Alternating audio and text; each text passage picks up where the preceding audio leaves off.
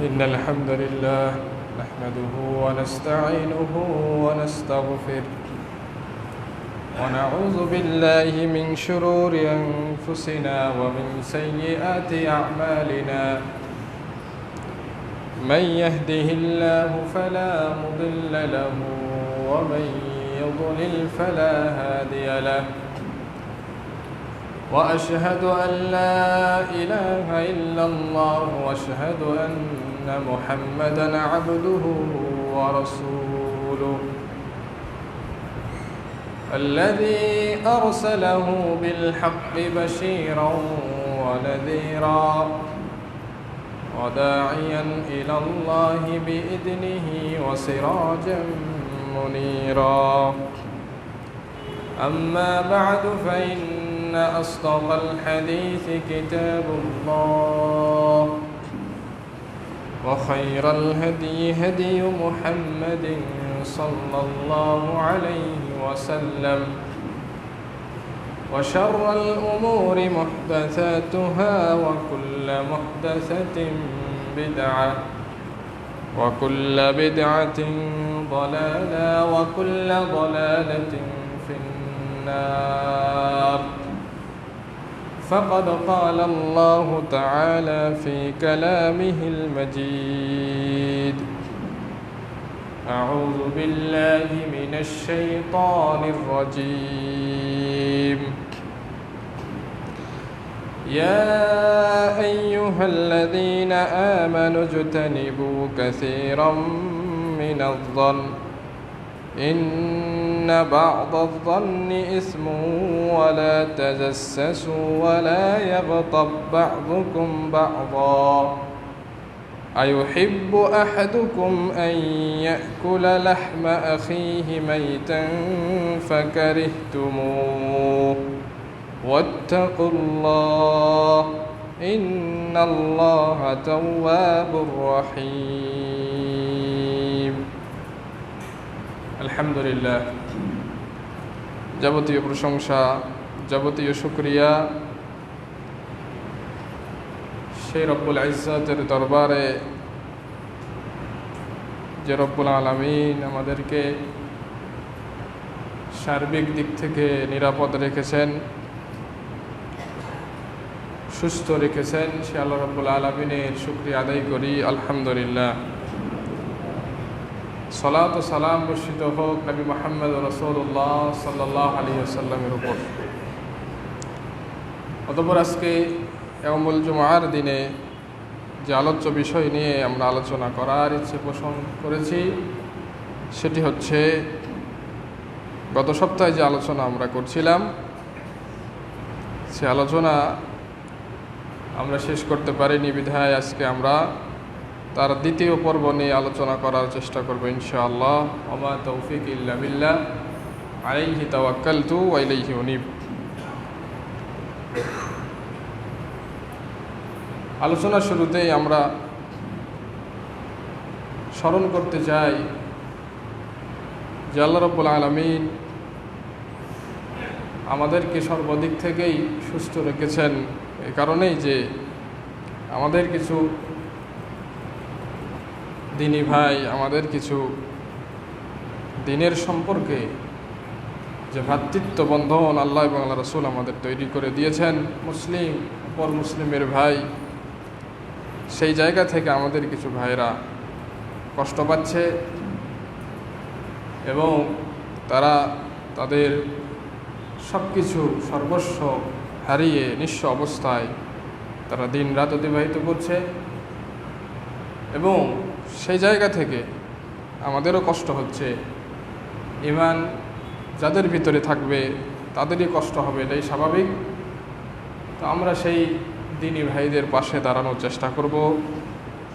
সেই ফেনী, নোয়াখালী, কুমিল্লা অবস্থানরত যে ভাইগুলো এভাবে প্রাণীর সঙ্গে তারা যুদ্ধ করছে এবং তারা প্রচেষ্টা করছে নিজের জীবনকে বাঁচানোর জন্য, সেই জায়গায় যাতে আমরা সকলেই শরিক হই দোয়া দিয়ে এবং তাদের দুঃখকে ভাগাভাগি করে নিয়ে এবং যেভাবে তাদের পাশে দাঁড়ানো যায় সেভাবেই যাতে আমরা তাদের পাশে দাঁড়াই, সে আহ্বান আমরা সকলকে করছি। এবং আমরা আল্লাহর শুকরিয়া আদায় করছি যে আল্লাহ আমাদেরকে সুস্থ রেখেছেন, ভালো রেখেছেন, বিপদমুক্ত রেখেছেন। আল্লাহর শুকরিয়া, আলহামদুলিল্লাহ। তো আমরা আলোচনা করছিলাম মিথ্যার ভয়াবহ, মিথ্যার ধ্বংসাত্মক যে একটা প্রভাব আমাদের জীবনে রয়েছে, সেটার প্রভাব নিয়ে আমরা আলোচনা করছিলাম। মিথ্যা আমাদের জীবনকে যে ধ্বংস করে দেয়, মিথ্যা যে আমাদের জীবনকে লণ্ডভণ্ড করে দেয়, সেগুলোর কিছু দৃষ্টান্ত আমরা গত সপ্তাহে আলোচনা করেছি। আজকে আমরা 7 নম্বর পয়েন্ট থেকে আলোচনা শুরু করব। 7 নম্বরে যে আলোচনা আমরা রাখতে চাচ্ছি সেটি হচ্ছে, কোনো ব্যক্তি যদি মিথ্যা স্বপ্ন বর্ণনা করে, যেই স্বপ্ন সে দেখেনি, অথচ মানুষকে বলে বেড়াচ্ছে যে আমি অমুক স্বপ্ন দেখেছি, এরকম মিথ্যা স্বপ্ন বর্ণনাকারীকে আল্লাহ রাসূল সাল্লাল্লাহু আলাইহি ওয়াসাল্লাম সবচাইতে বড় মিথ্যুক হিসাবে আল্লাহ চিহ্নিত করেছেন।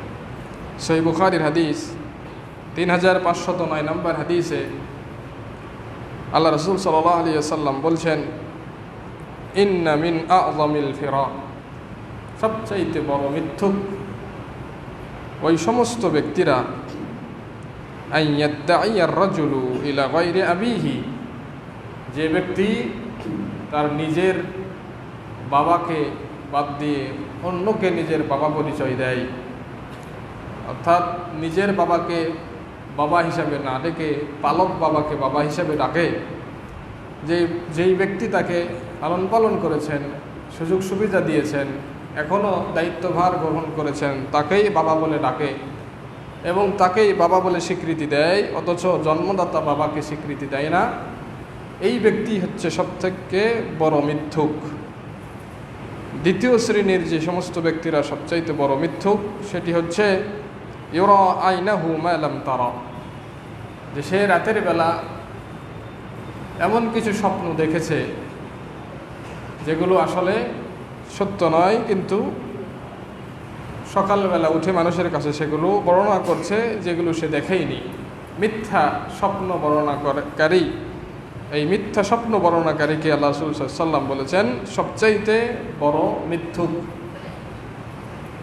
3 নম্বর যারা রয়েছে যে শ্রেণী, সেটি হচ্ছে ইয়াকুলু আলা রাসূলিল্লাহি সাল্লাল্লাহু আলাইহি ওয়াসাল্লাম মা লাম ইয়াকুল, তারা রাসূল সাল্লাল্লাহু আলাইহি ওয়াসাল্লামের ব্যাপারে এমন কথা বলে যে কথা রাসূল সাল্লাল্লাহু আলাইহি ওয়াসাল্লাম বলেনি।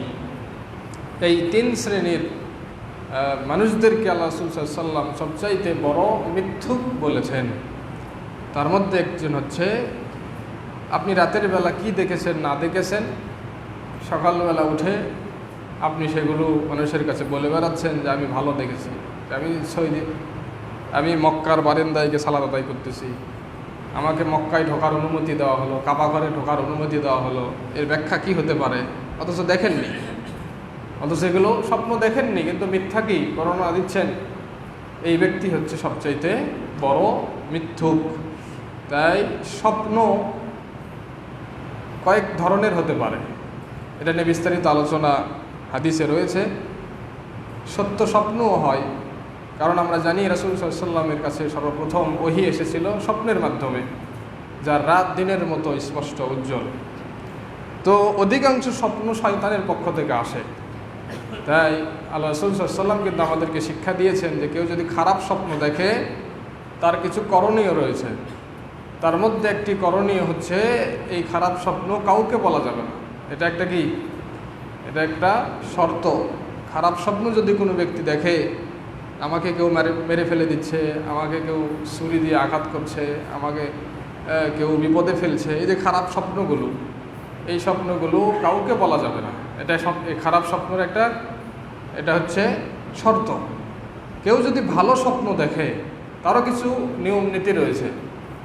তার মধ্যে একটি হচ্ছে, ভালো স্বপ্ন কাউকে বলা যাবে না, কিন্তু একদম বিশ্বস্ত ব্যক্তি যাকে বললে তার কোনো ক্ষতি হবে না, চাইলে তাকে বলতে পারে, কিন্তু না বলাটাই কি উত্তম, না বলাটাই ভালো।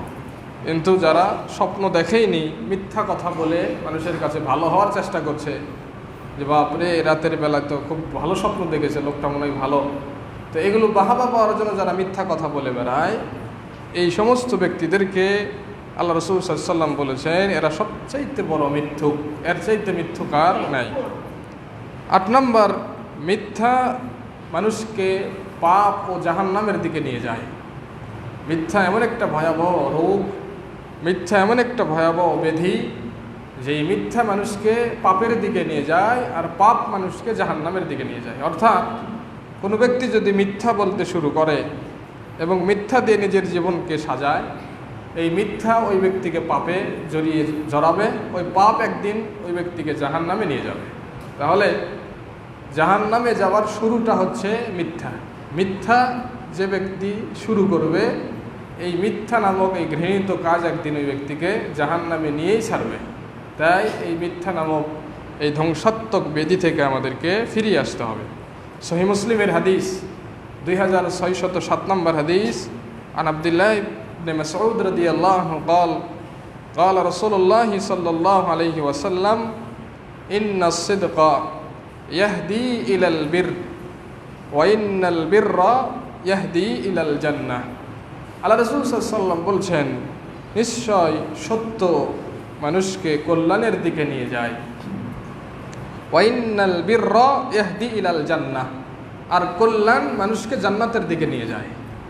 তাহলে জান্নাতে যাওয়ার অন্যতম একটা মাধ্যম হচ্ছে সত্যবাদী হওয়া, নিজেকে সত্যবাদী গুণে গুণান্বিত করা। আমাদের নবী মুহাম্মদ সাল্লাল্লাহু আলাইহি সাল্লাম তিনি ছিলেন কি? সত্যবাদী। তিনি যে নবী হওয়ার পর সত্যবাদী হয়েছেন বিষয়টা এমনটা নয়। তিনি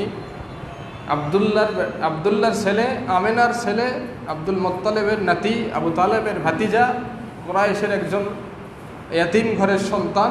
সেই জায়গা থেকেই তিনি ছিলেন সত্যবাদী, সেই জায়গা থেকেই তিনি ছিলেন বিশ্বস্ত, আমানতদারিত, সেই জায়গা থেকেই তিনি ছিলেন আদেল, ন্যায়পরায়ণ, সেই জায়গা থেকেই।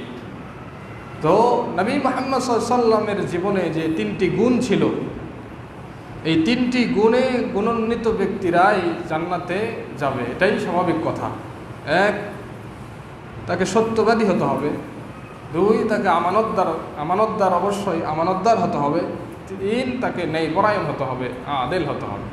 ন্যায়পরায়ণ যে শুধু শাসকদের জন্যই প্রযোজ্য এমনটা নয়, ন্যায়পরায়ণ প্রত্যেকটা মুসলিমের জন্যই প্রযোজ্য। এই আদালা, এই ন্যায়পরায়ণতা সবার ভিতরেই থাকতে হবে। এই আমানতের যে জিম্মাদারি, এই আমানতদারিতা সবার ভিতরে থাকতে হবে এবং এই সত্যবাদিতা সবার ভিতরেই থাকতে হবে। যে ব্যক্তি 3টি গুণ অর্জন করতে পারবে, সেই ব্যক্তি পৃথিবীর সর্বোচ্চ সফলতার চূড়ায় সে ব্যক্তি পৌঁছাতে পারবে এবং মৃত্যুর পরেও সে ব্যক্তি সফল হবে। আর যে ব্যক্তি এই 3টি গুণ অর্জন করতে পারবে না, সেই ব্যক্তি পদে পদে পদস্খলিত হবে এবং তার ধ্বংস নিশ্চিত, দুনিয়াতে এবং আখিরাতে। তাই আল্লাহ রাসূল সাল্লাল্লাহু আলাইহি ওয়াসাল্লাম এখানে বলছেন, সত্য মানুষকে কল্যাণের দিকে নিয়ে যায়। সত্যের একটা পাওয়ার আছে, সত্যের একটা দাম আছে। আপনি যদি সত্যবাদী হয়ে থাকেন, 1000 মানুষ আপনার পিছনে লেগে কিছুই করতে পারবে না। ওই সত্য একদিন কেমনে এসে প্রকাশ পেয়ে যাবে, এটার নাম সত্য। আর মিথ্যা, তাকে ঢাকতে হলে আরেকটা মিথ্যা লাগাতে হয়, ওই মিথ্যাকে ঢাকতে হলে আরেকটা মিথ্যাকে টেনে আনতে হয়। তাই মিথ্যা কখনো মানুষকে সফলতার দিকে নিয়ে যেতে পারে না। যেমনটা আল্লাহ রাসূল হাদিসেই বলছেন, ওয়াইন্নার রাজুলা লা ইয়াসদুকু হাত্তা ইউকতাবা সিদ্দীকান। এভাবে কোনো ব্যক্তি যখন দুনিয়াতে সত্য কথা বলতে বলতে কল্যাণের পথে থাকে, সেই কল্যাণ তাকে জান্নাতের দিকে নিয়ে যায়। একদিন ওই ব্যক্তি সত্য বলতে বলতে তাকে একদিন সিদ্দিক হিসাবে নাম লিপিবদ্ধ করা হবে। আল্লাহ রাব্বুল আলামিনের আমলনামায় তার নাম থাকবে সিদ্দিক। সিদ্দিক হিসাবে তার নাম আল্লাহ রাব্বুল আলামিনের খাতায় লিপিবদ্ধ করা হবে। ওয়াইন্নাল কাযিবা ইয়াহদি ইলাল ফুজুর, আর নিশ্চয় মিথ্যা মানুষকে পাপের দিকে নিয়ে যায়। ওয়াইন্নাল ফুজুরা ইয়াহদি ইলান নার, আর পাপ মানুষকে জাহান্নামের দিকে নিয়ে যায়। ওয়াইন্নার রাজুলা লা ইয়াকযিবু হাত্তা ইউকতাবা কাযযাবান, মানুষ যখন মিথ্যা বলতে থাকে, মিথ্যা বলতে বলতে এমনকি এক সময়ে মানুষকে ওই মানুষের নাম আল্লাহ রাব্বুল আলামিনের খাতায় মিথ্যুক হিসাবেই লিপিবদ্ধ করা হয়, এবং যে ব্যক্তির নাম আল্লাহ রাব্বুল আলামিনের খাতায় মিথ্যুক হিসাবে লিপিবদ্ধ করা আছে সেই ব্যক্তি জাহান্নামে যাবে, এটাই সুনিশ্চিত কথা, এতে কোনো সন্দেহ নেই। তাহলে এই হাদিসের সারমর্ম এটাই চলে আসলো যে মিথ্যা মানুষকে পাপের দিকে নিয়ে যায়, আর পাপ মানুষকে জাহান্নামের দিকে নিয়ে যায়, আর জাহান্নামে যাওয়ার যে প্রথম যে ধাপ সেটি হচ্ছে মিথ্যা কথা বলা। তাই আমরা যদি এই মিথ্যা কথা ছাড়তে না পারি, আমরা যদি এই মিথ্যা চরিত্রকে পরিহার করতে না পারি, তাহলে আমাদের জীবনে ধ্বংস নিশ্চিত। এটা মেনে নিতে হবে, এটা আমাদেরকে অবশ্যই নিজের ভিতরে গেঁথে নিতে হবে। যদি আমি সত্যবাদী হই, ইনশাআল্লাহ আমি জান্নাতে যাব, আর যদি আমি মিথ্যাবাদী হই, জান্নাতে যাওয়ার সুযোগ আমার হাতছাড়া হয়ে যাবে, কারণ এই মিথ্যা কখনোই জান্নাতে নিয়ে যেতে পারে না। তাই অবশ্যই আমাদেরকে এই মিথ্যা নামক ঘৃণিত এই অপরাধ, এই ঘৃণিত এই কাজ, এই জঘন্য এই কাজ থেকে আমাদেরকে বেঁচে থাকতে হবে। 9 নাম্বার, মিথ্যা বলা এটা মুনাফিকের চরিত্র। মিথ্যা কথা যারা বলে তারা মুনাফিকের চরিত্র তারা গ্রহণ করে। হাদিসগুলো আমরা সকলেই জানি। সহিহ বুখারীর 33 নম্বর হাদিস, আল্লাহ রাসূল সাল্লাল্লাহু আলাইহি ওয়াসাল্লাম বলছেন, আয়াতুল মুনাফিকি সালাসুন, মুনাফিকের নিদর্শন 3টি। এই 3টি নিদর্শন যাদের ভিতরে থাকবে তাদের ভিতরে মুনাফিকের নিদর্শন পাওয়া যায়, এবং তাকে মুনাফিকের নিদর্শন হিসেবে চিহ্নিত করা যায়। বলা যায় যে এই ব্যক্তির ভিতরে মুনাফিকের চিহ্ন আছে। এই 3টি চিহ্ন যার ভিতরে থাকবে, তার মধ্যে একটি হচ্ছে ইযা হাদ্দাসা কাযাবা, যখনই কথা বলে মিথ্যা কথা বলে। যখনই কোনো কথা বলতে যায় মিথ্যা কথা বলে। এই চরিত্র যার ভিতরে আছে, এই বৈশিষ্ট্য যার ভিতরে আছে, সেই ব্যক্তির ভিতরে মুনাফিকের বৈশিষ্ট্য আছে, এটা যেন সে মেনে নেয়। এবং কোনো মানুষ যদি তাকে বলে যে তোমার ভিতরে তো মুনাফিকের বৈশিষ্ট্য আছে, এটা ভুল হবে না। এটা কি হবে না? ভুল হবে না, কারণ এটা হাদিসের ভাষ্য। যে ব্যক্তি কথা বলতে গেলেই মিথ্যা কথা বলে, সেই ব্যক্তির ভিতরে যে চরিত্র আছে সেই চরিত্রটা কি? মুনাফিকের চরিত্র। 2 নম্বর, ওয়াইদা ওয়াদা আখলাফা, যখন কোনো ওয়াদা করে সেটাকে ভঙ্গ করে ফেলে।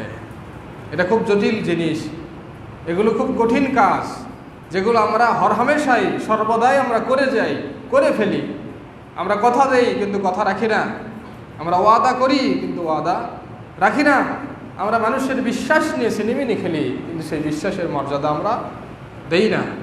যেই মানুষের সাথে যেই গোপন বিষয়ে আমরা আলাপ করি, সেটা আমার সুযোগ সুবিধা মতো সেটাকে প্রকাশ করে দেই, এইগুলো হচ্ছে মুনাফিকের চরিত্র।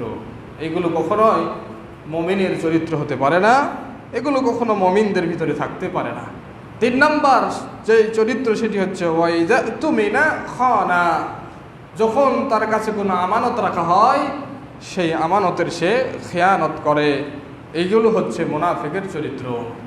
তাহলে যে 3টি চরিত্র রাসূল সাল্লাল্লাহু আলাইহি ওয়াসাল্লাম আমাদেরকে জানিয়ে দিলেন, এই 3টি চরিত্র যদি আমাদের ভিতরে থাকে, আজ থেকেই এখন থেকেই তওবা করে ফিরে আসতে হবে যে এই 3টি চরিত্র যাতে আমার ভিতরে না থাকে। নিজের দিকে তাকান, নিজের আত্মসমালোচনা করেন, নিজের অন্তরকে জিজ্ঞেস করেন, নিজের বিবেককে জিজ্ঞেস করেন যে এইগুলো চরিত্রকে আমার ভিতরে আছে কি না। যদি থাকে, আজ থেকেই তওবা করে ফিরে আসেন, আল্লাহকে ভয় করেন, কখনোই এই খারাপ চরিত্র নিজের ভিতরে আর প্রবেশ করায়েন না। আরেকটি হাদিস যেটা সহিহ বুখারী 34 নম্বর হাদিসে আল্লাহ রাসূল সাল্লাল্লাহু আলাইহি ওয়াসাল্লাম বলছেন যে আরবাউন মান কুন্না ফীহি কানা মুনাফিকান খালিসা, 4টি গুণ যার ভিতরে থাকবে সেই ব্যক্তি খাঁটি মুনাফিক। আগের হাদিসে বলা হয়েছিল এগুলো হচ্ছে মুনাফিকের আলামত। এই 3টি যাদের ভিতরে থাকবে আমরা তাকে বলতে পারি যে মুনাফিকের নিদর্শন তার ভিতরে আছে। কিন্তু সহিহ বুখারীর পরের হাদিসেই 34 নম্বর হাদিসেই আল্লাহ রাসূল সাল্লাল্লাহু আলাইহি ওয়াসাল্লাম এখানে স্পষ্ট শব্দ উল্লেখ করেছেন, যে ব্যক্তির ভিতরে 4টি বৈশিষ্ট্য থাকবে সেই ব্যক্তি খাঁটি মুনাফিক। তার মানে কি? অরিজিনাল মুনাফিক, ওকে আর মুমিন বলার সুযোগ নেই। এটা আল্লাহ রাসূল সাল্লাল্লাহু আলাইহি ওয়াসাল্লাম বলে দিয়েছেন। 4টি গুণের 1 নম্বর গুণ হচ্ছে ওমান কানাত ফীহি খাসলাতুন মিনহুন্না কানাত ফীহি খাসলাতুন মিনান নিফাক হাত্তা ইয়াদাহা। রাসূল সাল্লাল্লাহু আলাইহি ওয়াসাল্লাম আরেকটি বিষয় স্পষ্ট করেছেন যে কোনো ব্যক্তির ভিতরে যদি এই 4টির যে কোনো একটি গুণ থাকে, তাহলে ওই ব্যক্তির ভিতরে মুনাফিকের বৈশিষ্ট্য আছে, যতক্ষণ না ওই ব্যক্তি এটা পরিত্যাগ করবে। এই কথা বলার পর আল্লাহ রাসূল সাল্লাল্লাহু আলাইহি ওয়াসাল্লাম সেই 4টি গুণের কথা বলে দিলেন। এই হাদিসকে একটু বুঝতে হবে। আল্লাহ রাসূল সাল্লাল্লাহু আলাইহি ওয়াসাল্লাম প্রথম অংশে বললেন যে 4টি গুণ যার ভিতরে থাকবে সেই ব্যক্তি খাঁটি মুনাফিক। তার মানে খাঁটি মুনাফিক হওয়ার জন্য এই 4টি বৈশিষ্ট্য থাকতে হবে। কিন্তু ওই ব্যক্তির ভিতরে একটা গুণ আছে যে কথা বলার সময় মিথ্যা কথা বলে। আল্লাহ রাসূল বলছেন ওই ব্যক্তি মুনাফিকের একটা চরিত্র ধারণ করতেছে, যতক্ষণ না ওখান থেকে ফিরে আসবে ততক্ষণ ওই ব্যক্তির ভিতরে একটা মুনাফিকের চরিত্র আছে।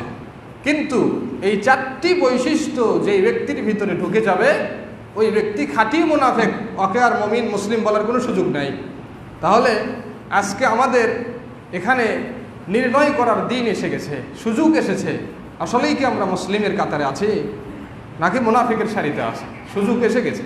আমি কিন্তু গত সপ্তাহে বলেছিলাম যে মসজিদে এসে নামাজ পড়লেই মুসলিম হওয়া যায় না। আব্দুল্লাহ ইবনে উবাই বিন সালুল মুহাম্মদ সাল্লাল্লাহু আলাইহি ওয়াসাল্লামের পিছনেই সালাত আদায় করেছিলেন। আব্দুল্লাহ ইবনে উবাই বিন সালুল মুহাম্মদ সাল্লাল্লাহু আলাইহি ওয়াসাল্লামের পিছনে সালাত আদায় করেছিলেন। তাই মসজিদে এসে প্রথম সারিতে সালাত আদায় করলেই যে মুমিন হওয়া যায় বিষয়টা এমনটা নয়। আব্দুল্লাহ ইবনে উবাই বিন সালুলও কি প্রথম কাতারে সালাত আদায় করেছিলেন, প্রথম কাতারের মুসল্লি ছিলেন। তাই এই 4টি গুণ যার ভিতরে থাকবে সেই ব্যক্তি খাঁটি মুনাফিক। আজকে আমাদের দিন এসেছে, সুযোগ এসেছে। আমরা তো হাদিস পড়ি না, পড়তে গেলে যেগুলো আমাদের বিরুদ্ধে সেগুলো আমরা নেই না। কিন্তু আজকে সুযোগ এসেছে, আমি 4টি কথা বলছি, নিজের ভিতরে সেগুলোকে যাচাই বাছাই করে নেন যে আমার ভিতরে এই সমস্যাগুলো আছে কিনা, আমার ভিতরে এই গুণগুলো আছে কিনা। যদি থাকে আল্লাহকে ভয় করে তওবা করেন, নচেত ধ্বংস নিশ্চিত, নচেত জাহান্নাম নিশ্চিত, নচেত জাহান্নামের শাস্তি অপেক্ষা করছে। তাই আল্লাহ রাসূল সাল্লাল্লাহু আলাইহি ওয়াসাল্লাম বলছেন যে 3টা কথা আমরা আগের হাদিসে বললাম, ওই 3টা কথা কিন্তু এই হাদিসেও আছে। 1 নাম্বার, ইযা তুমিনা খানা, যখন তার কাছে আমানত রাখা হয় এই আমানতের সে খেয়ানত করে। 2 নাম্বার, ওয়াইদা হাদ্দাসা কাযাবা, যখন সে কথা বলে মিথ্যা কথা বলে। ওয়াইদা আহাদা গাদারা, যখন কোনো ওয়াদা করে এই ওয়াদাকে ভঙ্গ করে। 4 নাম্বার, ওয়াইদা খাসামা ফাজারা, যখন ঝগড়া করে ঝগড়ায় লিপ্ত হয়। জাদালা, তখন গালাগালি করে। যখন ঝগড়ায় লিপ্ত হয় তখন কি করে? গালাগালি করে, মুখ দিয়ে খারাপ কথা বের করে। এটা একটা ব্যাখ্যা। আরেকটা ব্যাখ্যায় বলা হচ্ছে মালা আনিল হক, সত্য থেকে সরে যায়। যখন ঝগড়া লাগে তখন সত্য থেকে কি সরে যায়, মিথ্যার আশ্রয় নাই, মিথ্যা পথে চলে। এই 4টি গুণ যাদের ভিতরে আছে তারা খাঁটি মুনাফিক। এখন আমাদের এখানে যাচাই বাছাই করার সময় এসেছে যে আমি আসলেই মুসলিম কিনা, আমি আসলে মুসলিম কিনা। প্রত্যেক ব্যক্তিকে প্রশ্ন করতে হবে, নিজের বিবেককে প্রশ্ন করেন, নিজের আত্মাকে প্রশ্ন করেন, নিজের নাফসকে প্রশ্ন করেন। যেই নাফসের কথা আপনি ওঠেন বসেন তাকে আপনি প্রশ্ন করেন এই 4টি গুণ আছে কিনা। যদি থাকে, এই মাথায় টুপি, মুখে দাড়ি, শরীরে পাঞ্জাবি দিয়ে লাভ নাই, এগুলো খুলে আলখাল্লা করে ঘুরে বেড়ান আর বলেন আমি মুনাফিক। চরিত্রকে গোপন করে মুসলমানদেরকে ফাঁকি দিয়ে মুসলিমদের কাছ থেকে সুবিধা নেওয়ার কোনো সুযোগ নেই। আল্লাহ এই চরিত্র একদিন প্রকাশ করবে, আল্লাহ সেই গোপন চরিত্রকারীদেরকে একদিন শাস্তি দিবে। তাই যাদের ভিতরে চরিত্র আছে এই আলখাল্লা করে মুসলমানদেরকে ধোঁকা না দিয়ে মুনাফিকের নাম দিয়ে ট্যাগ দিয়ে ঘুরে বেড়ানো, এটা খুব ভালো। মুসলমান আপনাদের কাছ থেকে সতর্ক থাকবে, মুমিনরা আপনার কাছ থেকে সতর্ক থাকবে, বেঁচে থাকবে। কিন্তু মুসলিম নাম দিয়ে মুনাফিকের চরিত্র গ্রহণ করবেন, মুসলমানদের সাথে উঠা বসা করবেন, কথাবার্তা বলবেন, লেনদেন করবেন আর তাদেরকে ধোঁকা দেবেন, এটা আল্লাহ বরদাস্ত করবে না, এটা আল্লাহ সহ্য করবে না। তাই প্রত্যেক ব্যক্তিকে আমরা বলছি, আল্লাহ রাসূল সাল্লাল্লাহু আলাইহি ওয়াসাল্লাম যে কথা বলছেন সে কথার খেলা আমি অনুবাদ করলাম, এটা ব্যাখ্যার কিছু নাই, আমি শুধু অনুবাদ করতেছি। এটা স্পষ্ট কথা। কথা বলার সময় মিথ্যা কথা বলে। এখন কথা হচ্ছে, আপনি কি জানেন মিথ্যা কথা, মিথ্যা কি জিনিস? আপনি তো এটাই জানেন না, তাহলে বুঝবেন কি যে কখন আমি মিথ্যা কথা বলতেছি, কখন সত্য কথা বলতেছি। গাড়ির ড্রাইভার যারা, সিএনজিওয়ালা যারা, অটোরিকশাওয়ালা যারা, তাদেরকে আমরা বলি যে মিথ্যা কাকে বলে আপনি একটু জেনে নেন। আপনাকে ফোন দেওয়া হচ্ছে, আপনি বলছেন যে আমি বউবাজার, অথচ আপনি কি 7 মাথায়। রিক্সা আপনার 7 মাথায়, আপনি বলতেছেন আমি বউবাজার। আপনার প্যাসেঞ্জার দাঁড়িয়ে আছে কইপাড়া, আপনি তার প্যাসেঞ্জারকে বলতেছেন ভাই আমি বউবাজারে আছি, আসেন 7 মাথায়, আপনি বলছেন বউবাজার। এটা কি সত্য কথা? এটা কি আসলেই সত্য কথা? তা আপনি কি মনে করেন যে আপনি সত্য কথা দিয়ে রিজিক উপার্জন করছেন? ওই যে প্যাসেঞ্জারকে নিয়ে 20 টাকা আপনি নেবেন, 20 টাকা কি সত্য কথা দিয়ে হলো না মিথ্যা কথা দিয়ে হলো? এটা কি হালাল হলো না হারাম হলো? কি মনে হয়? আপনি তো মনে করছেন যে রিক্সা চালিয়ে মাথার ঘাম পায়ে ফেলে কামাই করছি, এর ভিতর কি হারামের সম্ভাবনা আছে? আপনি বোঝেননি যে হারাম কাকে বলে, আপনি জানেনই না যে ইসলামে দিক নির্দেশনাগুলো কি, আপনি বোঝেন না, এই কারণে এই কাজগুলো আপনি করেন। আপনি বলছেন যে মসজিদের ভিতর থেকে বলছি ভাই এই কথা আমি কাউকে বলবো না, আর আপনি ওয়াদা দিলেন যে মসজিদের ভিতর থেকে বলছি এই কথা আমি কাউকে বলবো না, পরবর্তী সময়ে সে কথা বলে দিলেন। আর আপনি মনে করতেছেন যে আমি কি মুসলিমের কাতারে আছে। আশ্চর্য কথা। এগুলো কারা বলে? আমরা বলি না? এগুলো কি চরিত্র আমাদের ভিতরে নাই? ব্যবসায়ীদের কাছে যখন আপনি ব্যবসা করতে, কোনো পণ্য ক্রয় করতে যান, তারা কি মিথ্যা কথা বলে না? তারা কি সত্য কথা বলে? তো সবাইকে আমরা দৃষ্টি আকর্ষণ করছি, এই চরিত্রগুলো থেকে ফিরে আসেন, এই চরিত্রগুলো থেকে বেঁচে থাকেন। আজকে আমাদের উপর এত নির্যাতন কেন আসতেছে? এগুলো কিন্তু হাদিসেই আছে যে স্বৈরাচারী অমুসলিম শাসক আমাদের উপর কর্তৃত্ব খাটাবে। কেন? এটা আমাদের কর্মের কারণে। আমাদের কর্মের জন্যই অমুসলিম শাসক আমাদের উপর কি করবে? তার ক্ষমতা দেখাবে। এটা আমাদের দোষের কারণে, আমাদের দুর্বলতার কারণে। আজকে যে মুসলিম নাম দিয়ে আমরা চলাফেরা করছি, বলেন তো এই মুসলিমের কি নিদর্শন আমার কাছে আছে? দাড়ি রবি ঠাকুরেরও ছিল, দাড়ি আবু জাহেলেরও ছিল, দাড়ি উকবা সাইবা সবারই ছিল, আরে দাড়ি নরেন্দ্র মোদিরও আছে। যে দাড়ি দিয়ে কি বোঝাতে যাচ্ছেন? মুসলিম? আশ্চর্য কথা। দাড়ি দিয়ে মুসলিম বেশভূষা বোঝাতে যাচ্ছেন? মাথায় টুপি দিয়ে আর পাঞ্জাবি জুব্বা পরে বলতে চান আমি মুসলিম? না, এটা মুসলিমের পরিচয় হতে পারে না, এটা মুসলিমের চরিত্র নয়। এগুলো পোশাক। এগুলো কি? এগুলো পোশাক। জাপানে যান, ইন্দোনেশিয়ায় যান, মসজিদে খতিবরা খুতবা দিচ্ছে, তার শরীরে টাই, তার পরনে কি প্যান্ট, তার কোট প্যান্ট পরে খুতবা দিচ্ছে। সেই কোট প্যান্ট পরে যদি আমি এখানে দাঁড়াই, আপনি আগে আন্দোলন করে আমাকে নামাবেন যে এরকম খতিব চাই না। পাঞ্জাবি জুব্বা সারা কোট প্যান্ট পরে উঠেছে। আচ্ছা, কোট প্যান্ট পরে খুতবা দেওয়া কি ইসলামে নিষেধ? ভারত, বাংলাদেশ, পাকিস্তানের মানুষের একটা টেন্ডেন্সি, হুজুর হলে পাঞ্জাবি পড়তে হবে, হুজুর হলে কি করতে হবে? পাঞ্জাবি পড়তে হবে, আর বড় বড় শায়েখ মাশায়েখ হলে জুব্বা পড়তে হবে। এগুলো কি আমাদের ধারণা? এগুলো ইসলামের কোনো দিক নির্দেশনা নয়। ইসলামের দিক নির্দেশনা হচ্ছে আপনি প্যান্ট পরেন, পায়জামা পরেন, ঢিলে ঢালা পরেন, বাস। আপনি প্যান্ট পরেন, পায়জামা পরবেন না কি পরবেন, টাকনোর উপরে পরেন, এটা ইসলামের দিক নির্দেশনা। আপনি পাঞ্জাবি পরবেন না, শার্ট পরবেন না, জুব্বা পরবেন, আপনার সতর যাতে ঢেকে যায় সেই পোশাক পরেন, ঢিলা ঢালা পোশাক পরেন, এটা ইসলামের দিক নির্দেশনা। আমাকে যে জুব্বা পরতে হবে, জুব্বা পরলে যে আমি 10 নেকি বেশি পাবো, আপনি যে শার্ট পরলে 10 নেকি কম পাবেন, এটা ইসলাম নয়। আমাদের কাছে ইসলাম এটাই। আমি যদি আজকে টুপি যদি কোনো ক্রমে ভুল ক্রমে ছাড়িয়ে আসি, আমাকে উঠতে দিবেন না, টুপি ছাড়া খুতবা দিবেন। আশ্চর্য কথা। টুপি দিয়ে খুতবা দেওয়া, এটা কি ইসলামের কোনো দিক নির্দেশনা? দিক নির্দেশনা নয়। এখন আমরা মনে করি এগুলোই ইসলাম, আমরা মনে করি কি এগুলোই ইসলাম, কিন্তু যেগুলো ইসলাম সেগুলো আমরা জানি না। যেগুলো ইসলাম সেগুলো আমরা জানি না। আপনি ভিডিও ক্লিপ পাবেন শেখ ইবনে উসাইমিন রাহিমাহুল্লাহ যখন তিনি দার্স দিচ্ছেন, তার সামনে যে ছাত্রগুলো দার্স নিচ্ছে, দেখবেন তারা শার্ট পরে আছে, তারা প্যান্ট পরে আছে, মাথায় তারা ক্যাপ দিয়ে আছে, পরনে শার্ট, প্যান্ট, মাথায় ক্যাপ। শেখ ইবনে উসাইমিন দার্স দিচ্ছেন, তারা তার ছাত্র, এবং খুশি হয়ে ছাত্রদেরকে ডাকছেন, তাকে চুমু দিচ্ছেন। এই দৃশ্যগুলো দেখা যাচ্ছে। আপনি বলবেন যে শেখ ইবনে উসাইমিনের সামনে শার্ট প্যান্ট পরা ছাত্র, দেখি ছাত্র হতে পারে নাকি? না, ওই পোশাকগুলো ইসলাম নয়। এগুলো একটা দেশের একটা কি একটা সভ্যতা। যেমন মুহাম্মদ সাল্লাল্লাহু আলাইহি ওয়াসাল্লাম পাগড়ি পরতেন, আবু জাহেলও পাগড়ি পরতেন, মক্কার মুশরিকরা পাগড়ি পরতেন, মুহাম্মদ সাল্লাল্লাহু আলাইহি ওয়াসাল্লাম পাগড়ি পরতেন, সাহাবীরাও পাগড়ি পরতেন। তাই পাগড়ি পরা আপনি বললেন সুন্নাহ, কোথায় আছে সুন্নাহ পাগড়ি পরা? পাগড়ি পরলে এত গুণ সব নাকি বেশি হয়, কোথায় আছে এগুলো? এগুলো কি ইসলাম? না, ওটা মক্কার সামাজিকতা। ওটা কি মক্কার সামাজিকতা, যে মক্কায় জন্মগ্রহণ করলে পাগড়ি পরতে হয়। সেটা মুশরিক কি আর মুসলিম কি, ইহুদি কি আর নাসারা কি, যারাই থাকে তারাই পাগড়ি পরে। এগুলো বিষয় নয়। বিষয়টা হচ্ছে আপনি ইসলাম মানেন কিনা, এটা বিষয়। বিষয়টা হচ্ছে আপনি সত্য কথা বলেন কিনা, বিষয়টা হচ্ছে আপনার ভিতরে আমানতদারিতা আছে কিনা, বিষয়টা হচ্ছে আপনি ওয়াদা করে ওয়াদা রাখেন কিনা, বিষয় হচ্ছে ঝগড়া করলে মুখকে কন্ট্রোল করেন কিনা, সত্যের পথে থাকেন কিনা। এটাই হচ্ছে মুসলিমের পরিচয়। কিন্তু আপনি সুবিধাবাদী জিন্দাবাদ আর বলছেন আমি মুসলিম, এটা মুসলিমের পরিচয় নয়। এগুলো বহির্ভূত বাহ্যিক বেশভূষা দিয়ে কখনোই আল্লাহর মন জয় করা সম্ভব নয়।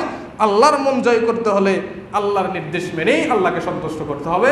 নবী মুহাম্মদ সাল্লাল্লাহু আলাইহি ওয়াসাল্লামের আনুগত্য করতে হলে মুহাম্মদ সাল্লাল্লাহু আলাইহি ওয়াসাল্লামের নির্দেশনা মেনেই নবী মুহাম্মদ সাল্লাল্লাহু আলাইহি ওয়াসাল্লামের আনুগত্য করা যায়।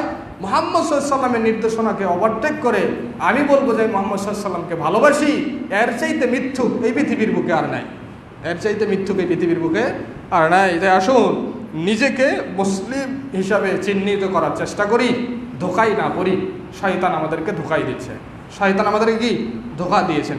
গতকালকেই আমি একটা ভিডিও ক্লিপ দেখলাম, বর্তমান যুগের যুগশ্রেষ্ঠ একজন ফকিহ, একজন দ্বীনের একজন খাদেম শেখ সালেহ আল ফাউজান হাফিজাহুল্লাহ, তিনি বলছেন মান কতালা উসমান বিন আফফান রাদিয়াল্লাহু আনহু, মান কতালা আলী বিন আবি তালিব রাদিয়াল্লাহু আনহু। ওসমান বিন আফফান রাদিয়াল্লাহু আনহু কে হত্যা করেছে? আলী বিন আবি তালিব রাদিয়াল্লাহু আনহুকে কে হত্যা করেছে? শেখ আহমদ বিন হাম্বল রাদিয়াল্লাহু রাহিমাহুল্লাহকে কে জেলখানায় বন্ধ করেছে, বন্দি করেছিল? শাইখুল ইসলাম ইবনে তাইমিয়া রাহিমাহুল্লাহকে কারা জেলখানায় বন্ধ করেছিল? কারা? একটা উত্তর দিয়েছেন তিনি, আহলুল আহওয়া। আহলুল আহওয়া, যারা প্রবৃত্তির অনুসারী তারা। কথা খুব কঠিন, এই কথার ভারত্ব আছে। ওসমান বিন আফফান রাদিয়াল্লাহু কারা হত্যা করেছিল? যারা নিজের মনের কথা শোনে তারা। আলী বিন আবি তালিবকে কারা হত্যা করেছিল? যুগ যুগ ধরে আমাদের সালাফগণ যাদের হাতে নির্যাতিত হয়েছে, অত্যাচারিত হয়েছে, তারা কারা ছিল? তারা প্রবৃত্তির অনুসরণকারীরা, নামধারী বেশভূষাধারী মুসলিমরা। তারা উপর দিক থেকে ছিল মুসলিম, ভিতর দিক থেকে তারা নিজের পূজা করত, মনের পূজা করত, মনের কথা শুনত। ধোকাই ফেলে তাদেরকে হত্যা করেছিল, ধোকাই ফেলে তাদেরকে জেলখানায় বন্দী করেছিল। আজকেও সেই আহলুল আহওয়া পৃথিবীতে আছে, বর্তমানে আহলুল আহওয়া পৃথিবীতে আছে। তাই তাদের কাছ থেকে সতর্ক থাকতে হবে, তাদের কাছ থেকে নিজেদেরকে বাঁচাতে হবে। আমাদের সুযোগ এসেছে, তাই অবশ্যই ইসলামের বিষয়গুলো স্পষ্ট, আপনি আমি জানি না বিধায় সেই বিষয়গুলো থেকে আমরা বেঁচে থাকতে পারি না। তাই সবাইকে আমরা উদাত্ত আহ্বান জানাবো, এই মিথ্যা নামক এই ধ্বংসাত্মক ব্যাধি থেকে যেন আমরা সবাই বেঁচে থাকতে পারি। 10 নম্বর যেই কথা আমরা বলতে চাচ্ছি, সর্বশেষ 10 নম্বর মিথ্যার ধ্বংসাত্মক প্রভাবের 10 নম্বর হচ্ছে আল্লাহ রাব্বুল আলামিন এই মিথ্যুককে যন্ত্রণাদায়ক শাস্তি দিবেন। এই মিথ্যুককে আল্লাহ রাব্বুল আলামিন কিয়ামতের দিন যন্ত্রণাদায়ক শাস্তি দিবেন। এই হাদিসটি অনেক দীর্ঘ হাদিস, সহিহ বুখারীর 1386 নম্বর হাদিস। আমরা জানি রাসূল সাল্লাল্লাহু আলাইহি ওয়াসাল্লাম মক্কা থেকে বাইতুল মাকদেস গিয়েছিলেন বোরাকে চড়ে, সেখান থেকে তিনি মেরাজ করেছিলেন। প্রথম আসমান, দ্বিতীয় আসমান, সপ্তম আসমান, সিদরাতুল মুনতাহা। সেখান থেকে আল্লাহ রাব্বুল আলামিনের সাথে গিয়ে তিনি কথোপকথন করেছেন। তার মাঝে এবং আল্লাহর মাঝে শুধু একটা হিজাব, একটা পর্দাই ছিল। এই ব্যবধানে তিনি মুহাম্মদ সাল্লাল্লাহু আলাইহি ওয়াসাল্লাম আল্লাহ রাব্বুল আলামিনের সঙ্গে কথা বলেছেন। সেখান থেকে তিনি সালাত নিয়ে এসেছেন। আমরা জানি জিবরিল আলাইহিস সালাম, মিকাইল আলাইহিস সালাম, এই দুইজন ফেরেশতাদের সঙ্গে তিনি জান্নাত ভ্রমণ করেছেন, জাহান্নামও তিনি ভ্রমণ করেছেন। অনেক কিছু সেখানে তিনি দেখেছেন। জাহান্নাম যখন তিনি দেখেন তখন তিনি কিছু দৃশ্য দেখেছিলেন। সেই দৃশ্যের বর্ণনা সহিহ বুখারীর হাদিসে বর্ণিত হয়েছে। সেখানে দেখেন সেই দৃশ্যগুলো বর্ণনা করছেন, ফাইদা রাজুলুন জালিসুন ওয়া রাজুলুন কাইমুন বিয়াদিহি কাল্লুবুন মিন হাদিদিন। একজন ব্যক্তি বসে আছে, তার পাশে একজন ব্যক্তি দাঁড়িয়ে আছে। দাঁড়িয়ে থাকা ব্যক্তির হাতে একটা আংটা আছে, আংটা, একটা লোহার আংটা। যেমন লাঠির মাথায় একটা কি লোহার কি আছে, এরকম বেঁকা একটা আংটা আছে। এরকম আংটা নিয়ে ওই ব্যক্তি দাঁড়িয়ে আছে। ক্বালা বা'যু আসহাবিনা আন মূসা, আমাদের কিছু কিছু সঙ্গীরা তারা বলছে আন মূসা থেকে বর্ণিত যে ইন্নাহু ইউদখিলু যালিকাল কাল্লুবা ফি শিদকিহি হাত্তা ইয়াবলুগা ফাকাহু, যে ওই দাঁড়িয়ে থাকা ব্যক্তি ওই বসে থাকার ব্যক্তির মুখের এক পার্শ্বে ওই আংটাটা ঢুকিয়ে দিচ্ছে। ঢুকিয়ে দেওয়ার পর এই দিক থেকে টান দিয়ে চিরিয়ে এই ঘাড়ে কানের এখানে নিয়ে আসতেছে। তার মুখে টান দিয়ে পাশটা কি চিরিয়ে কানের কাছে নিয়ে আসতেছে। এই পাশে যখন পুরোটাই চিরে যাচ্ছে, এটা বের করে বাম পাশে ঢুকিয়ে দিচ্ছে। বাম পাশ যখন চিরিয়ে কানের কাছে নিয়ে আসতেছে, তখন ডান পাশ বন্ধ হয়ে যাচ্ছে, ভালো হয়ে যাচ্ছে। আবার বাম পাশ থেকে যখন ডান পাশে আসতেছে, তখন বাম পাশ ভালো হয়ে যাচ্ছে। এভাবে তাকে শাস্তি দিচ্ছে। এই শাস্তি দেওয়ার দৃশ্য যখন রাসূল সাল্লাল্লাহু আলাইহি ওয়াসাল্লাম দেখলেন, তখন রাসূল সাল্লাল্লাহু আলাইহি ওয়াসাল্লাম জিজ্ঞেস করলেন, এই ব্যক্তিকে এইভাবে তাকে শাস্তি দেওয়া হচ্ছে কারণটা কি? আমরা জানি তখন কিন্তু ফেরেশতারা উত্তর দেননি, বলছেন সামনে চলেন। বলছিলেন কি সামনে চলেন। পরবর্তীতে যখন ফেরেশতারা রাসূল সাল্লাল্লাহু আলাইহি ওয়াসাল্লামকে সেই প্রশ্নের উত্তরগুলো দিতে যাচ্ছিলেন, তখন ফেরেশতারা বলছিলেন আম্মাল্লাযী রাআইতাহু, আপনি যেই ব্যক্তিকে দেখছিলেন যে ইউশাক্কু সিদকুহু, যে তার মুখের দুই চোয়ালগুলো চিরা হচ্ছে, এক পাশে চিরলে আরেক পাশ ভালো হয়ে যাচ্ছে, আরেক পাশ চিরলে আরেক পাশ ভালো হয়ে যাচ্ছে, ওই ব্যক্তি ছিল ফাকাযযাবুন ইউহাদ্দিসু বিল কাযবাতি, সে পৃথিবীতে মিথ্যুক ছিল এবং কথায় কথায় মিথ্যা কথা বলতো, এবং সেই মিথ্যুকের শাস্তি স্বরূপ আল্লাহ আজকে তাকে এই শাস্তি দিচ্ছে। কে সহ্য করবে এই শাস্তিটা? এই পাশ চিরলে এই পাশ চিরতে যখন যায় এই পাশ ভালো হয়ে যায়, এই পাশ যখন চিরতে যায় এই পাশ ভালো হয়ে যায়, চলতেই থাকবে হাত্তা ইয়াউমুল কিয়ামা, কিয়ামত পর্যন্ত। এই শাস্তি কে সহ্য করবে? এই শাস্তি কারা সহ্য করতে পারবে? তাই মিথ্যুকদেরকে আল্লাহ রাব্বুল আলামিন এইরকম ভয়াবহ শাস্তির ভিতরে নিয়ে আসবেন। তাই সাবধান, এই মিথ্যা নামক এই ধ্বংসাত্মক এই জায়গা থেকে আমাদেরকে ফিরে আসতে হবে। কখনোই এই মিথ্যা নামক এই ধ্বংসাত্মক এই অপরাধ যেন আমার ভিতরে না থাকে, এটা কখনোই প্রশ্রয় দেওয়া যাবে না, কখনোই আমার ভিতরে তাকে আশ্রয় দেওয়া যাবে না। এখন আসেন, সংক্ষিপ্ত সময়ের ভিতরে আমরা মিথ্যা থেকে বাঁচার কিছু উপায় আমরা জানি। এতক্ষণ তো আমরা জানলাম যে মিথ্যা কথা বললে আমাদের যে সমস্যাগুলো হবে, আমাদের যে শাস্তিগুলো আল্লাহ দিবেন, কিন্তু মিথ্যা থেকে কি আমরা বাঁচতে পারবো না? আমরা কি বাঁচতে চাই না? আমরা সবাই বাঁচতে চাই। তাহলে মিথ্যা থেকে বাঁচতে হলে আমাদের কি কাজ করতে হবে? আমরা হয়তোবা সবগুলো বলতে পারবো না, কিন্তু পয়েন্ট আপনাদেরকে বলে দিব। প্রত্যেকটা পয়েন্টে আমাদের দলিল রয়েছে হাদিস থেকে। 1 নম্বর, মিথ্যা থেকে বাঁচার জন্য যে কাজটি আমাদেরকে করতে হবে সেটি হচ্ছে শ্রুত বিষয় যাচাই বাছাই হীন প্রচার না করা। যেটা আপনি শুনবেন এই শোনার বিষয়টা আপনি যাচাই বাছাই না করে সেটা আসলেই সত্যি কিনা এ ব্যাপারে শিওর না হয়ে আরেকজনের কাছে প্রচার করা, এটা থেকে বিরত থাকতে হবে। যে ব্যক্তি শোনা বিষয় আরেকজনের কাছে প্রচার করে সেই ব্যক্তি মিথ্যুক। সেই ব্যক্তি কি মিথ্যুক, আর মিথ্যা ওই ব্যক্তির কাছেই বাসা বাঁধবে, মিথ্যা ওই ব্যক্তির কাছে এসে আশ্রয় নেবে। আল্লাহ রাসূল সাল্লাল্লাহু আলাইহি ওয়াসাল্লাম হাদিসে বলছেন কাফা বিল মারই ইসমান আন ইউহাদ্দিসা বিকুল্লি মা সামিয়া, একজন মানুষের পাপী হওয়ার জন্য, মিথ্যুক হওয়ার জন্য এতটুকুই যথেষ্ট যে সে ব্যক্তি যা শোনে তাই বলে, যা শোনে তাই বলে। এসে বলতেছে তোমার ভাই নাকি ওখানে মারা গেছে অ্যাক্সিডেন্ট হয়ে। ভাইয়া কার থেকে শুনলেন? ও রাস্তায় কথা বলতেছিল তাই শুনলাম। যত দেখো তো, অথচ কিছুই হয়নি। এই যে শুনছে আর এসে বলে দিয়েছে, শুনলো এসে বলে দিল, এর চাইতে মিথ্যুক, এটাই তার মৃত্যু হওয়ার জন্য কি যথেষ্ট। এইরকম আচরণ যে ব্যক্তির ভিতরে আছে, যে শোনা কথা এসে বলে দেয়, ভাই অমুক তোমার নামে এই কথা বলছে, ভাই কার থেকে শুনলেন? ওই রাস্তায় বলতেছিল তাই শুনলাম, যাচাই বাছাই করেনি। আপনি মনে করবেন যে আপনাকে সংবাদ দিচ্ছে ওই বড় মিথ্যুক, ও মিথ্যা কথা আপনাকে বলতেছে, এসে আপনাকে প্ররোচনা দিচ্ছে যাতে আপনি কি ভুল পথে পরিচালিত হন। এরকম শয়তান রূপী মানুষ থেকে আপনাদেরকে অবশ্যই সতর্ক থাকতে হবে, বেঁচে থাকতে হবে। 2 নম্বর, মন্দ ধারণা না করা, খারাপ ধারণা না করা। যার তার বিষয়ে খারাপ ধারণা করা এটা ঠিক নয়। সবসময় ভালো ধারণা করতে হবে, এবং যদি আপনি জানেন যে এই লোকটি আসলেই খারাপ কাজটি করেছে, তখন আপনি বুঝবেন যে হ্যাঁ এই লোকটি খারাপ, তখন আপনি বলবেন কি এই লোকটি খারাপ। কিন্তু মানুষের মুখে শুনছেন, আপনি তাকে দেখেননি, চিনেন না, জানেন না, বোঝেন না, তার সাথে কথাও বলেননি, আপনি মনে করছেন সে ব্যক্তি খারাপ। এইরকম ধারণা করে এটাও পাপ, এটাও অপরাধ। আল্লাহ রাব্বুল আলামিন বলছেন ইয়া আইয়ুহাল্লাযীনা আমানু ইজতানিবু কাসীরাম মিনাদ-দন ইন্না বা'দাদ-দন্নি ইসমুন, হে ঈমানদারেরা, হে বিশ্বাসীরা, তোমরা অধিকাংশ ধারণা থেকে বেঁচে থাকো, কেননা কিছু কিছু ধারণা এটা পাপ, কিছু কিছু ধারণা মিথ্যা। আল্লাহ রাসূল সাল্লাল্লাহু আলাইহি ওয়াসাল্লাম সহিহ বুখারীর হাদিসে বলছেন ইয়াকুম ওয়াদ-দন ফাইন্নাদ-দন্না আকযাবুল হাদিস, তোমরা মিথ্যা ধারণা থেকে বেঁচে থাকো, তোমরা ধারণা করা থেকে বেঁচে থাকো, কেননা অধিকাংশ ধারণাই হচ্ছে মিথ্যা। মানুষ যেগুলো ধারণা করে সেই অধিকাংশ ধারণাই মিথ্যা হয়। তাই মিথ্যা ধারণা থেকে আমাদেরকে বেঁচে থাকতে হবে। মিথ্যাবাদীকে কখনোই আমরা নেতা হিসাবে গ্রহণ করতে পারি না। আজকে আমাদের যারা নেতা ছিল, রাষ্ট্রের যারা দায়িত্ব ছিল, সবাই মিথ্যুক ছিল, যেটা আমরা এখন বুঝতে পারতেছি। মিথ্যা দিয়ে তাদের জীবন তার চরিতার্থ করেছে, বিধায় আল্লাহ তাদেরকে কি দিয়েছে? অবশ্যই সে শাস্তি দিয়েছে। তাই এরকম কাউকেই মিথ্যুক, কাউকে অবশ্যই আনুগত্যের ব্যক্তি হিসাবে নির্ধারণ করা যাবে না। আল্লাহ রাব্বুল আলামিন পবিত্র কোরআনে বলেছেন ফালা তুতিল মুকাদ্দিবিন, তোমরা যারা মিথ্যা কথা বলে সেই মিথ্যুকদের তোমরা অনুসরণ করো না, মিথ্যুকদের তোমরা অনুকরণ করো না। 4 নম্বর, ওয়াদা পালন করা, আমানত রক্ষা করা। এটা একটা বড় গুণ। যে ব্যক্তি ওয়াদা পালন করে, আমানত রক্ষা করে, এই সমস্ত গুণ যে ব্যক্তি তার ভিতরে নিয়ে আসতে পারবে, সেই ব্যক্তি মিথ্যা থেকে বাঁচতে পারবে, নচেত মিথ্যা থেকে বাঁচা সম্ভব নয়। 5 নম্বর, কোনো শিশু বাচ্চাকে ধোঁকা না দেওয়া। কিন্তু ছোটো বাচ্চাকে ধোকা দেওয়া যাবে না। ছোটো বাচ্চার মনটা ছিল স্রেফ নিট অ্যান্ড ক্লিন, তার ভিতরে কোনো কি নাই, পাপ নাই, অপরাধ নাই, সে কিছুই বোঝে না। আপনি বললেন বাবা আসো তোমাকে এটা দিব, কাছে যখন আসলো তাকে কিছুই দিলেন না, ওই ব্যক্তি মিথ্যুক। ওই ব্যক্তি কি মিথ্যুক। ওই ব্যক্তির কাছ থেকে হাদিস গ্রহণ করা যাবে না।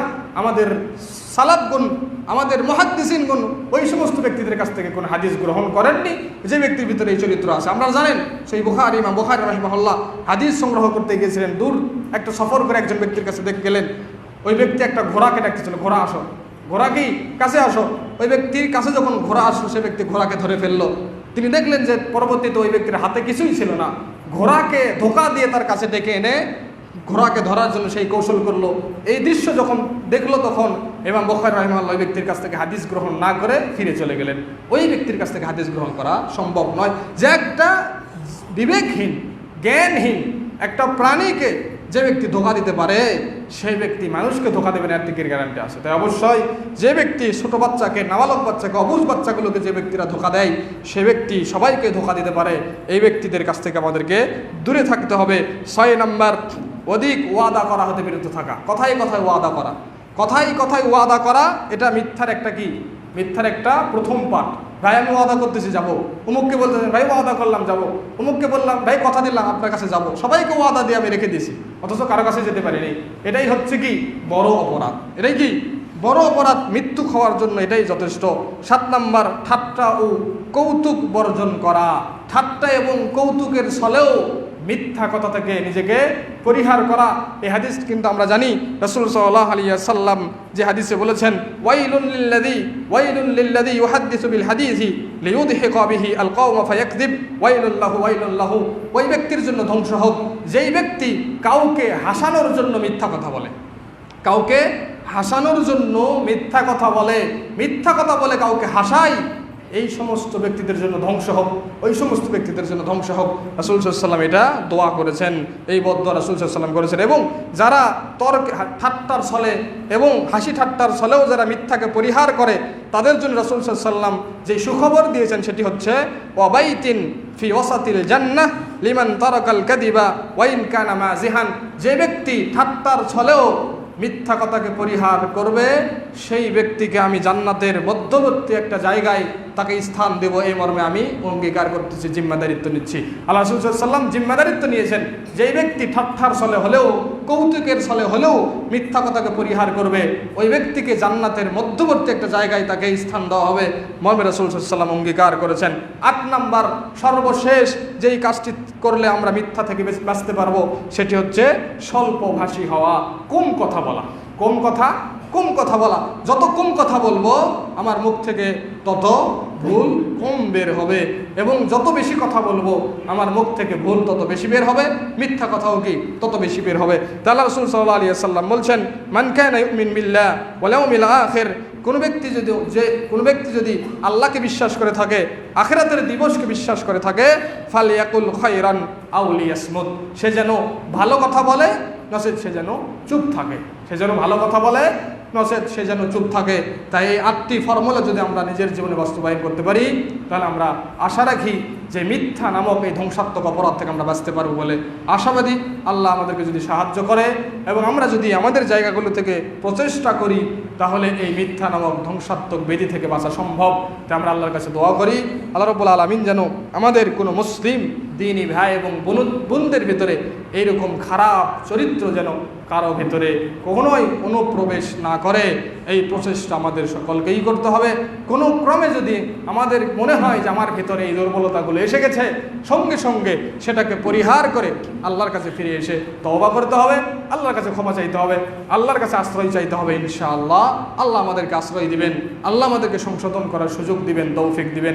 তাই কখনোই মিথ্যা নিয়ে, এরকম মুনাফিকের চরিত্র নিয়ে কখনো বাহ্যিকভাবে মুসলিম দাবি করে আল্লাহর কাছে সন্তুষ্ট অর্জন করা কখনোই সম্ভব নয়। আল্লাহর সন্তুষ্ট অর্জন করতে হলে আপনার বাহ্যিক যেমন, আপনার ভিতরে তেমন, উভয়টি সমান হতে হবে। তবেই আমি আল্লাহকে সন্তুষ্ট করতে পারবো, তবেই আমি আল্লাহকে রাজি খুশি করতে পারবো, আপনিও রাজি খুশি করতে পারবেন। আল্লাহকে যদি আমরা রাজি খুশি করতে পারি, তাহলে আমাদের জন্য জান্নাত অপেক্ষা করছে। আল্লাহ রাসূল সাল্লাল্লাহু আলাইহি ওয়াসাল্লাম, আল্লাহ রাব্বুল আলামিন সাহাবীদের ব্যাপারে যেটা ঘোষণা দিয়েছেন, রাদিয়াল্লাহু আনহুম ওয়ারাদু আন। আল্লাহ রাব্বুল আলামিন সাহাবীদের উপর সন্তুষ্ট, সাহাবীরাও আল্লাহ রাব্বুল আলামিনের উপর সন্তুষ্ট। এই যে গুণাবলী, এই যে বৈশিষ্ট্য, এই যে মহান চরিত্র সাহাবীরা অর্জন করেছেন কিসের ভিত্তিতে? এই জিনিসগুলোর ভিত্তিতে।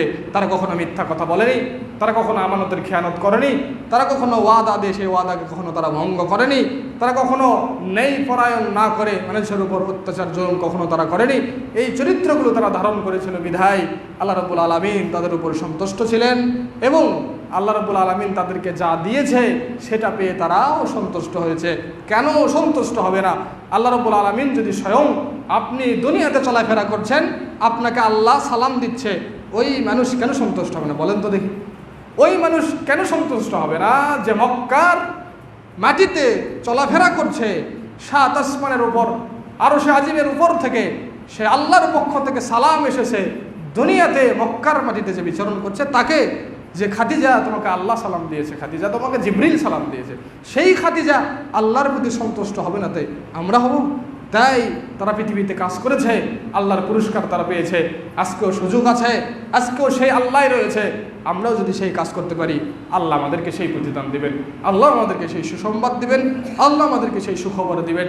তাই সবার প্রতি উদাত্ত দাবি এবং আহ্বান রেখে আজকের সংক্ষিপ্ত খুতবা এখানে ইতি টানছি এবং আপনাদের সামনে সংক্ষিপ্ত দুইটা কথা বলেই আজকের আমি এই বক্তব্য ইতি টানার চেষ্টা করব ইনশাআল্লাহ। আমা তৌফিক ইল্লা বিল্লাহ। প্রথম যে বক্তব্য আমি দিতে যাচ্ছি সংক্ষিপ্ত সময়ের মধ্যে, সেটি হচ্ছে গত সপ্তাহে আপনারা সবাই ছিলেন